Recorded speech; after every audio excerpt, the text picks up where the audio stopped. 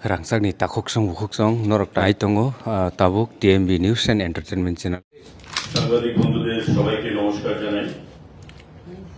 আজকে মাননীয় মুখ্যমন্ত্রীর পৌরোহিত্যে আমাদের একটা ক্যাবিনেট বৈঠক সম্পন্ন হয়েছে এবং সকল মন্ত্রীদের উপস্থিতিতে একটা গুরুত্বপূর্ণ সিদ্ধান্ত এই ক্যাবিনেট বৈঠকে গ্রহণ করা হয়েছে, যেটা হচ্ছে ত্রিপুরা রাজ্যের কর্মচারীদের সঙ্গে যুক্ত।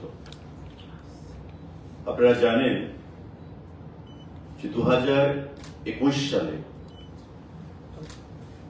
কর্মচারীদের প্রমোশন নিয়ে রাজ্য সরকারের একটা সিদ্ধান্ত গ্রহণ করা হয়েছিল যে অ্যাডহক ওয়ান টাইম প্রমোশন তাদেরকে প্রদান করা হয়েছে। কারণ সুপ্রিম কোর্টে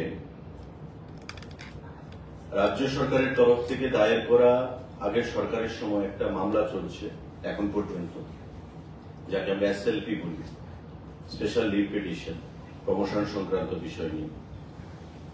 তো স্বাভাবিকভাবেই যেহেতু সাবজুডাইজ ম্যাটার সুপ্রিম কোর্টে রয়েছে, তাই আমাদের সরকার গঠন হওয়ার পর 2021 সালে ad hoc promotion, one time promotion বিভিন্ন কর্মচারীদেরকে প্রদান করা হয় এবং এতে করে প্রায় 13,082 জনের উপর কর্মচারী বিভিন্ন লেভেলে জুন মাস পর্যন্ত অ্যাডহক প্রমোশন তারা গ্রহণ করেছে।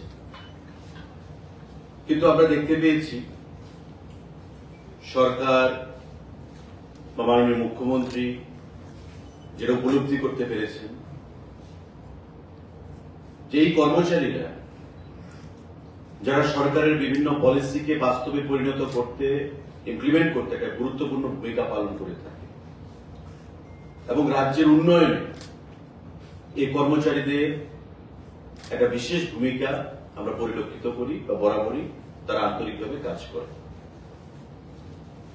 এই অ্যাডহক প্রমোশন নিয়ে তাদের মধ্যে একটা দাবি ছিল, কারণ যারা অ্যাডহক প্রমোশন ওয়ান টাইম পেয়েছে এবং পরবর্তী সময় দেখা গেছে যে তারা রিটায়ারমেন্টে গেছে, রিটায়ারমেন্টে গিয়ে তারা লাস্ট যে পজিশনে থেকে প্রমোশন নিয়ে যে পজিশন থেকে তারা রিটায়ারমেন্টে গেছে, তারা ওই লাস্ট পজিশনে ফিনান্সিয়াল বেনিফিট পাচ্ছিল না। অর্থাৎ ধরুন আমি কোন দপ্তরের ডেপুটি ডিরেক্টর, আমি ডেপুটি ডিরেক্টর থেকে প্রমোশন নিয়ে জয়েন্ট ডিরেক্টর হলাম অ্যাডহক প্রমোশন নিয়ে 2021 সালে। জয়েন্ট ডিরেক্টর হওয়ার পর আমি 2022 বা 23 সালে আমি রিটায়ারমেন্টে চলে গেলাম। আমি রিটায়ারমেন্টে যাওয়ার পর আমি কিন্তু জয়েন্ট ডিরেক্টরের ফিনান্সিয়াল বেনিফিট পাবো না। আমি ওই ডেপুটি ডিরেক্টরে যে ছিলাম, যে সাবস্ট্যান্টিভ পোস্ট যাকে বলা হয়, ওই পোস্টে যে ফিনান্সিয়াল বেনিফিট আমি রিটায়ারমেন্টের পর সেটাই আমি পাবো। অর্থাৎ প্রমোশন নিয়ে আমি যে পজিশনে উন্নীত হয়েছি রিটায়ারমেন্টে যাওয়ার পর, সেই পজিশনে ফিনান্সিয়াল বেনিফিট আমি পাবো না, অর্থাৎ কর্মচারীরা পাচ্ছিল না। তো এমন প্রত্যেক দপ্তরে প্রত্যেক লেভেলের কর্মচারীরা যারা ওয়ান টাইম প্রমোশন নিয়েছেন, অ্যাডহক প্রমোশন, যারা রিটায়ারমেন্টে চলে গেছেন, তারা ফিনান্সিয়াল বেনিফিট থেকে বঞ্চিত হচ্ছিলেন। মাননীয় মুখ্যমন্ত্রী বা আমাদের ক্যাবিনেট সরকার যত্ন সহকারে সে বিষয়টা নিয়ে আলোচনা করেছে এবং মাননীয় হাইকোর্টের রিটায়ার্ড জাস্টিস অরিন্দম লোধকে দিয়ে একটা কমিটি বানানো হয়। উনার রিকমেন্ডেশন চাওয়া হয়েছে যে বিষয়টা নিয়ে কি করা যেতে পারে, যেহেতু আইনি কিছু জটিলতা রয়েছে। তখন অরিন্দম লোধ সাহেব ওনার রিকমেন্ডেশন প্রদান করেছেন এবং আজকের ক্যাবিনেটে সেটা সিদ্ধান্ত গ্রহণ করা হয়েছে যে 2021 সালে যে অ্যাডহক প্রমোশন চালু হয়েছিল, তাদেরকে যারা রিটায়ারমেন্টে গেছে বা অ্যাডহক প্রমোশনের বেনিফিট নিয়েছে, সমস্ত অংশের কর্মচারীদের প্রমোশনকে ট্রিট করা হবে রেগুলার হিসাবে। অর্থাৎ সমস্ত অংশের কর্মচারীরা, এই যে 13,082 আমি বললাম যে সংখ্যাটা, গত জুন মাসের 30 তারিখ পর্যন্ত যা ফিগার যে অ্যাডহক প্রমোশন তারা নিয়েছে, সমস্ত অংশের কর্মচারীরা যারা অ্যাডহক প্রমোশন নিয়েছে প্রত্যেকের প্রমোশনটাকে অ্যাডহক না রেখে সেটাকে রেগুলার হিসেবে ট্রিট করা হবে, but subject to the outcome of SLP. অর্থাৎ সুপ্রিম কোর্টে যে কেসটা চলছে, সুপ্রিম কোর্ট জাজমেন্ট কি দেবে সেটা আউটকামের উপর নির্ভর করবে। রাজ্য সরকার সিদ্ধান্ত নিয়েছে, এখন সুপ্রিম কোর্ট যদি পজিটিভ ভাবে বলে তবে পজিটিভ হবে, সুপ্রিম কোর্ট যদি নেগেটিভ ভাবে বলে সেটা নেগেটিভ হবে, কারণ সুপ্রিম কোর্টের উপর রাজ্য সরকার নয়, সুপ্রিম কোর্টকে সেই সিদ্ধান্ত জানাতে হবে। কিন্তু রাজ্য সরকার 21 সালে একটা সিদ্ধান্ত নিয়েছিল অ্যাডহকে, তাতে রিটায়ারমেন্টে যাওয়ার পর ফিনান্সিয়াল বেনিফিট থেকে বঞ্চিত হচ্ছিল কর্মচারী বন্ধুরা।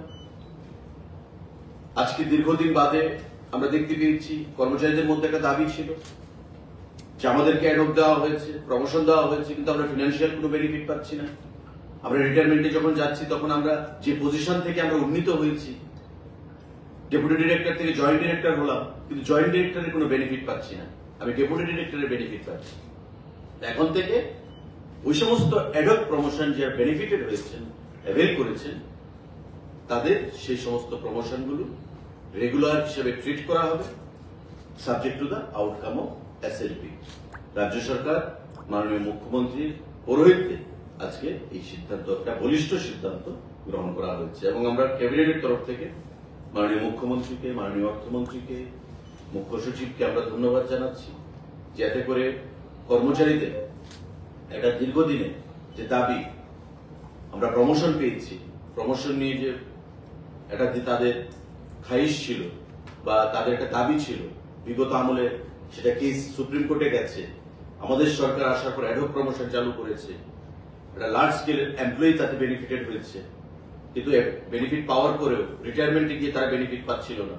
আজকের ক্যাবিনেট বৈঠকে এটা সিদ্ধান্ত হয়েছে যে এই যে বেনিফিট তারা নিচ্ছে বা যারা নিয়েছে সেটাকে রেগুলার হিসেবে ট্রিট করা হবে, subject to the outcome of SLP, special leave petition. Supreme কোর্টে যে মামলা চলছে, সেই মামলা আগামী কবে রায় দেবে, তার রায়ের গতি প্রকৃতির উপর অনেক কিছু নির্ভর করবে, কিন্তু রাজ্য সরকার থেকে সেই সিদ্ধান্ত আমরা গ্রহণ করেছি। আজকে এটা ক্যাবিনেট বৈঠক কিছুক্ষণ আগে শেষ হয়েছে।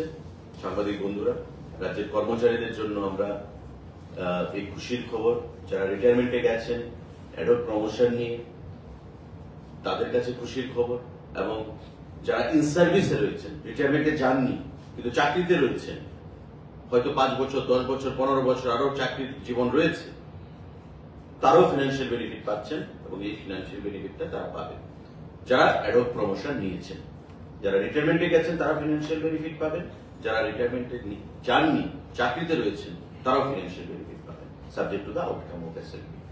কারো যদি এই বিষয়ে কারো প্রশ্ন থাকে সেটা কবে থেকে কার্যকর হবে এবং কতজন বেনিফিট হবে? রেট্রোস্পেক্টিভ এফেক্ট, মানে 2021 সালে যখন থেকে অ্যাডহক প্রমোশন পলিসি চালু হয়েছে, যারা ধরুন কোন একজন কর্মচারী 2021 সালের যে আমি বেনিফিট নিয়েছি মার্চ মাসে বা এপ্রিল মাসে বা যে মাসে আমি বেনিফিট নিয়েছি, সে মাস থেকে সব টাইম থেকে সেটা রেট্রোস্পেক্টিভ এফেক্ট দেওয়া হবে, এবং ডিপার্টমেন্টে বলা হবে যে যারা রিটায়ারমেন্টে গেছে তাদের সমস্ত ডিটেলস নিয়ে তারা আগামী দিনে মানে ফরওয়ার্ড করতে প্রসিড করবে, তারা যাতে সমস্ত কর্মচারীরা যারা অ্যাভেল করেছে এই অ্যাডহক প্রমোশন তাদেরকে সেই ফিনান্সিয়াল বেনিফিট দেওয়া যায়।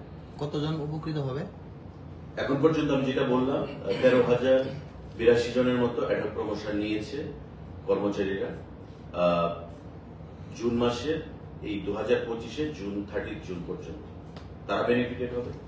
অর্থাৎ যারাই অ্যাডহক প্রমোশন নিয়েছে, সংখ্যাটা আরো বাড়বে, অনেক বাড়বে, যারাই অ্যাডহক প্রমোশন নিয়েছে তারা এই সমস্ত ধরনের বেনিফিট তারা পাবে, রেট্রোস্পেক্টিভ এফেক্ট দেওয়া। ঠিক আছে, থ্যাংক ইউ ভেরি মাচ।